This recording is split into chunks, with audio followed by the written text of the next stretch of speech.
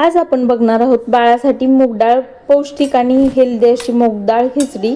तर ही 6 महिन्याच्या बाळापासून अगदी मोठ्यापर्यंत चालू शकते। इथे मी मूग डाळ आणि मसूर डाळ, तांदूळ एक वाटी जेवढा आपल्याला पाहिजे तेवढं घेऊ शकतो आणि हे धुवून घेतलं मस्त, म्हणजे त्याच्यावर कोटिंग केलेलं असते ते निघून जातं। नंतर मी इथे भात आधी शिजायला टाकला, तिथे मी 1 ग्लास पाणी ओतलं आणि मीठ टाकून भात असं हे करून घेतलं, म्हणजे एकदम अशी फोडणी द्यायची नाही, डायरेक्ट आपण मसाले भात करतो तसं आधी भात शिजवून घ्यायचा।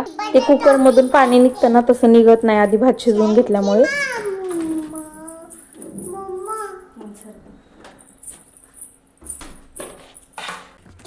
नंतर इथे मी काय केलं, कोथिंबीर, कढीपत्ता आणि लसूण घेतला, लसूण असं चेचून घेतला। मिक्सरमध्ये हे सगळं बारीक करू शकतात, अद्रक पण टाकते मी, कधी मिक्सरमध्ये बारीक केलं का अद्रक पण टाकते।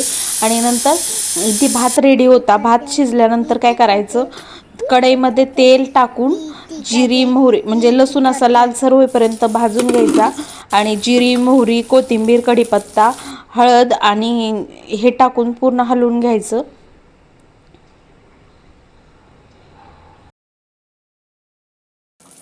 नंतर भात ॲड करायचा आणि भात ॲड केल्यानंतर त्याच्यामध्ये पाणी ओतायचं जेवढं आपल्याला लागतं, म्हणजे कशी कन्सिस्टन्सी करायची, म्हणजे पातळ करायची असेल पातळ।